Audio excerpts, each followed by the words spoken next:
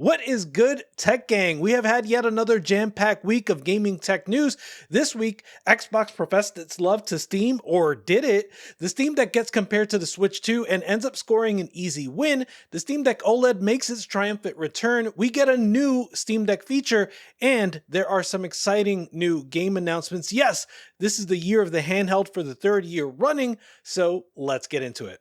Xbox has been rebranding as they seem to be putting less emphasis on traditional console hardware and increasing their focus on PC gaming. This week, they've continued that effort with the announcement of their new aggregated gaming library, which allows players to launch games from leading PC storefronts, aka Steam. I don't know why this blog post tried to be so coy and avoid the word Steam. We all know what you're talking about, Xbox. In this blog post, Xbox immediately mentions that this feature will be available this holiday on the ROG Xbox Ally and the ROG Xbox Ally X. The new library will allow you to browse not only your Xbox PC titles, not only your Game Pass titles, but also your games from other storefronts. It should be noted, however, that in order for it to work, it does require that the games are already installed on your system. Some other popular Windows game launchers like GOG Galaxy and Playknight don't actually require that the game be installed to show up in your aggregated library, as those services are not just looking at what is in your system, but also reaching out to the third-party APIs to see what games you actually own. For now, this feature is just launching to Xbox insiders to start, but as previously stated, it will come to general availability soon.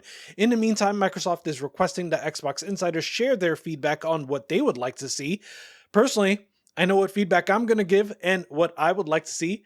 Dear Xbox, put Game Pass on Steam. Signed, someone who doesn't ever log into the Xbox app. Now, I imagine that Xbox doesn't care what I have to say, but I know that there are a lot of you out there that do want to just be able to play native Game Pass on your Steam Deck. And listen, if Xbox is going to embrace PC gaming, then they might consider that most of PC gaming currently happens on Steam and that adding Steam games to Xbox is not necessarily what most of those players are looking for. In any case, this aggregated library announcement from Xbox has led to increased rumors and speculation about backwards compatibility for Xbox games coming to PC, which is certainly something else that many of us would like to see come to fruition. Even the homebrew team behind Xenia were implicated in these rumors, with one supposed leak claiming that they were involved with helping Xbox bring official Xbox 360 emulation to Windows and PC gaming. Xenia developers have categorically denied this claim, saying that they are doing nothing of the sort. Of course, I'd be remiss if I didn't also mention that Microsoft is reportedly planning major Xbox layoffs this week. We've heard that not only is Microsoft allegedly restructuring Xbox distribution across Central Europe, but also that Turn 10, the studio behind Forza Motorsport, is bracing for layoffs. Presumably, Microsoft may see Xbox distribution as less important if they're transitioning away from console hardware and towards PC hardware that is manufactured by third-party partners like Asus and AMD with the ROG Xbox Ally handhelds.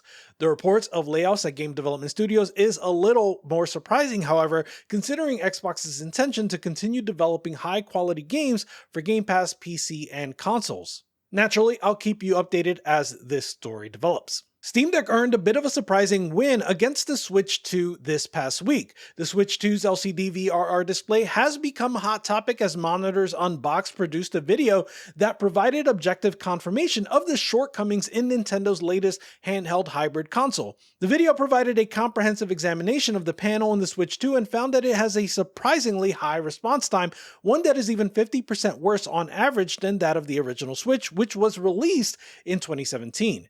Naturally, people then wanted to know how the display compared to the Steam Deck's panel, particularly the LCD model that was released in 2022. In response to that, Monitors Unboxed published yet another video, this time comparing the panels of multiple modern handhelds. The Switch 2, the LCD, and the Switch 1, both the LCD and OLED Steam Decks, the ROG Ally X, and even the good old PSP 1000. The TLDW is that as far as response times go, the Switch 2 managed to beat only the PSP 1000.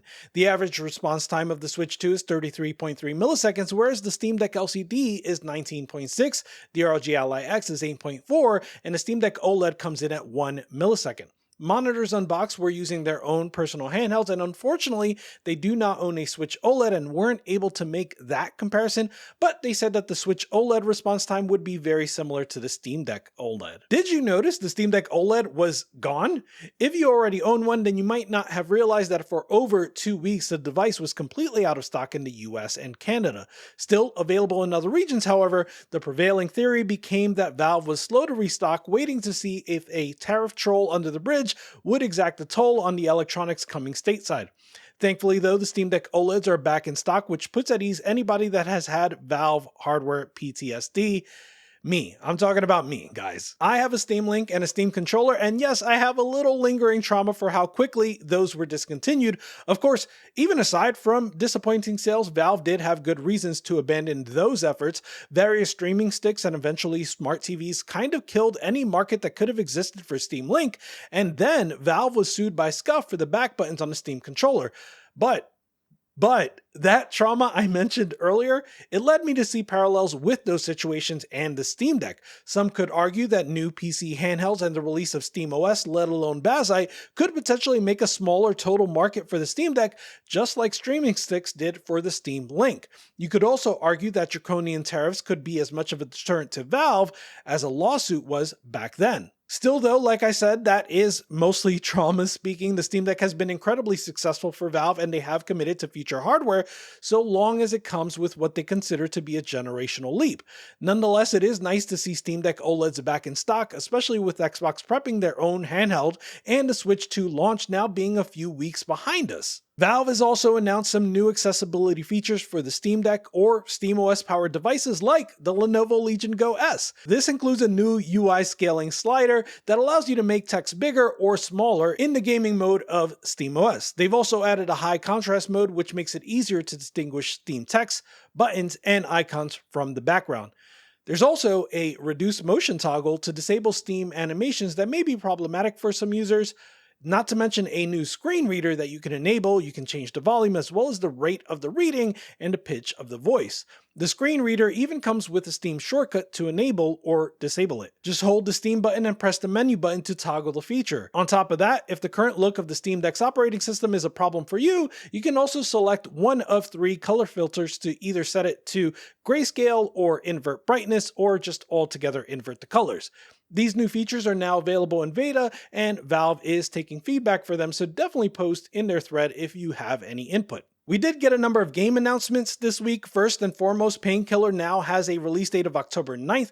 That is relatively right around the corner. I personally enjoy the Painkiller series, and this modern entry is looking amazing. No word yet on system requirements, but I will be picking this up even if I have to use my desktop to play it. In other classic shooter news, the original Crysis has now been completely delisted and is no longer available for purchase on Steam.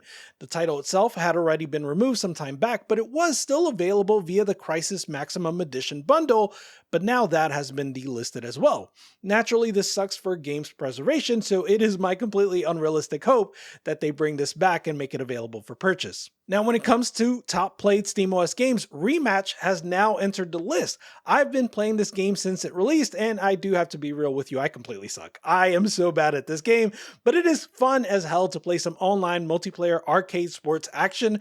I've always wondered why we haven't seen more games in this sort of genre to sort of carry on the legacy of NBA Jam and NFL Blitz, so I am super happy to see this hit the list. We now have a new complete PC port of Mario Kart 64. It is called Spaghetti Kart, and it comes courtesy of Harbor Masters, the team behind the excellent PC ports of Ocarina of Time, Majora's Mask, and Star Fox 64.